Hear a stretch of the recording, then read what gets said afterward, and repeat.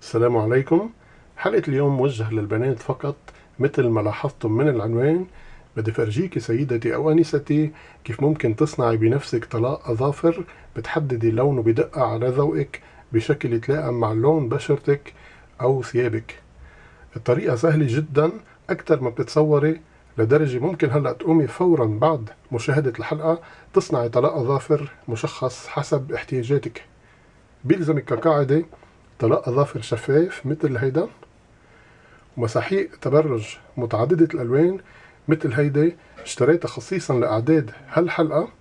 بس حتى لو كان عندك مساحيق تبرج قديمة ومنتهية الصلاحية مش مشكلة أبدا، فيك تستغليها لصنع طلاق أظافر. بتبلشي باستخراج لون من اختيارك، بتوضعيه بكيس مثل هيدا وبتدقيه بواسطة شاكوش أو مدقة حتى يصير دقيق ناعم جدا خالي من التكتلات. بعدين بتفضيه بوعاء صغير لاستخدام واحد. عندي لونين اخترتهم، الليلكي والبنفسجي، وخلطتهم بالنسبة للكمية حسب ما بتحبي. إذا بدك تكثفي اللون بتكتري، إذا بدك إياه خفيف بتخففي. وبتستحدثي قمع كمان لاستخدام واحد وبتوضعيه جانبا. عملت له ثقب من هون، هذا صنعته بورق الزبدة. ليش؟ لأنه بيتحمل رطوبة، ما بيمتص رطوبة، وبيناسب لهالنوع من المواد. تسكبي طلاق الأظافر الشفاف فوق مسحوق التبرج،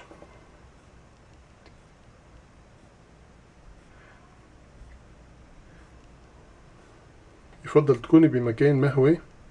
يفضل كمان وضع كيس نايلون أو أي شيء يحمي الطاولة من قطرات المواد. إذا بتخلطي جيدا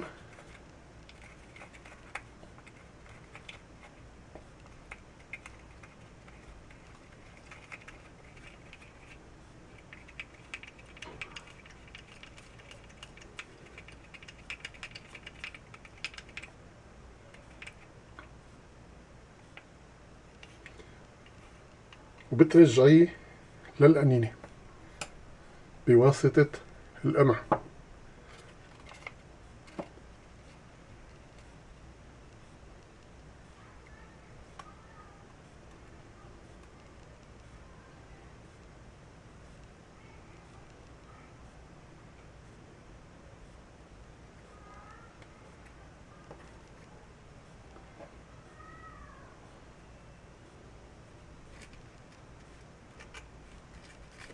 مثل ما شايفي قمع كتير فعال،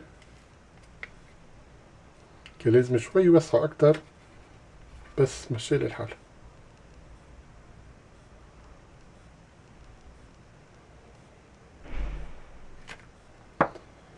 برجع الغطا وهيك بصير عندك طلاق أظافر مشخص جاهز للاستخدام. فيكي كمان تعطي تأثيرات خاصة لطلاق الأظافر، بتضيفي لمسحوق التبرج بودرة تبرج براقة.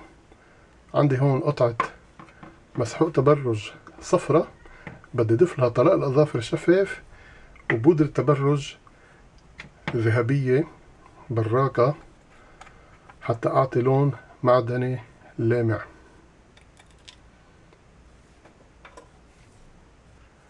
مثل ما شايفين هالبودرة بتعطي بريق جميل جدا، بريق ذهبي. بدي اضيف منها للخلطة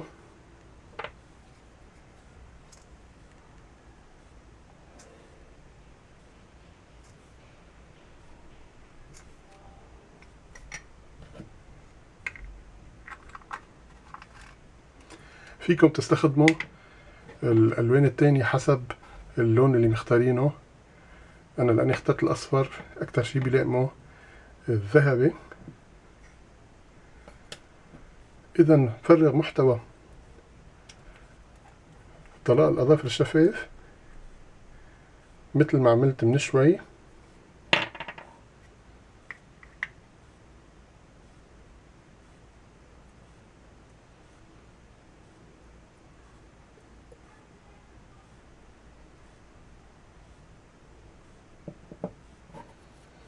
وبخلط جيدا.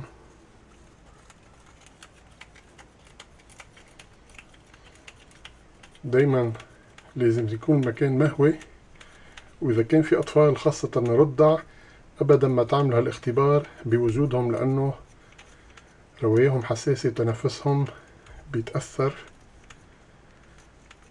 لازم تنتبهوا لهالأمور.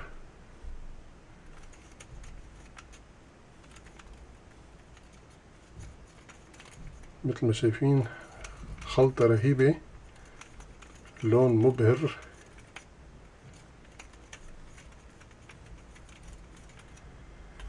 خلطة فعلا رائعة. هلأ بدي رجعها لحنجور طلاء الأظافر، بعدين برجع لكم بفترة تجربة الخلطات اللي صنعتها. ما يذهب خيالكم لبعيد أبدا، أكيد ما رح جرب هالألوان على أظافري، رح جربها على أخشاب. عندي عدة ألوان مبهرة صنعتها بخلط درجات متعددة من مساحيق التبرج، وبدي اختبرها حتى فرجيكم جودتها وجمالها. بلش باللون الأحمر. يستحسن دايما تخضوا طلاء الأظافر حتى تتوزع المواد بشكل جيد.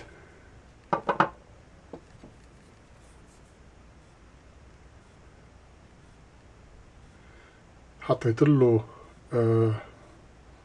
مساحيق براءة.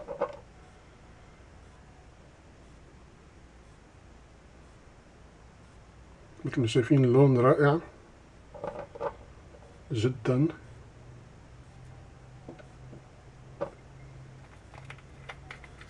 بجرب الأزرق.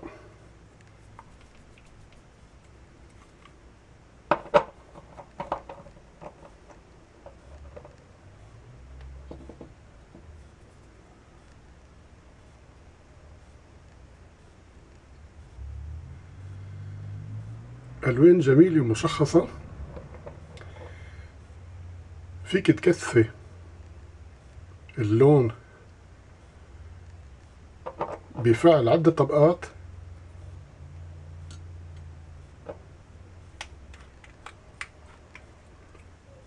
كفي مع الأخضر.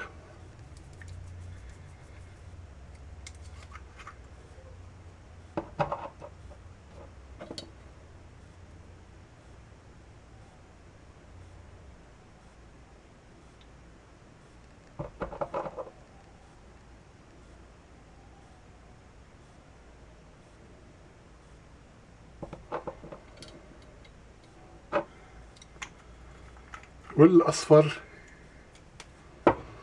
أكيد ألوان غريبة شوي، بس تفرجيكم كيف ممكن تعملوا فعلا ألوان مشخصة حسب الملابس.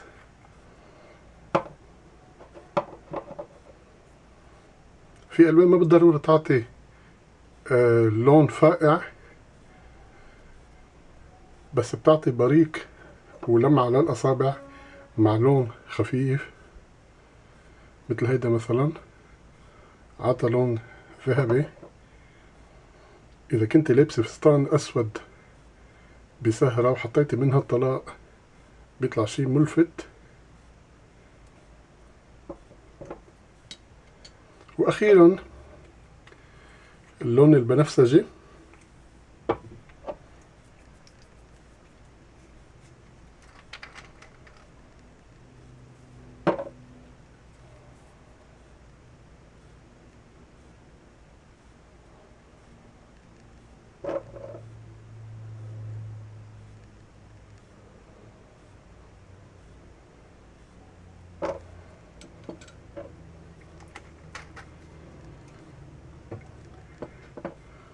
مثل ما شايفين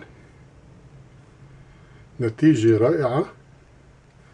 هالطريقة مفيدة مش بس لتشخيص الألوان، بل بتوفر عليك، فبدلا من رمي مساحيق تبرج المنتهية الصلاحية بتوظفيها مجددا لغرض نافع.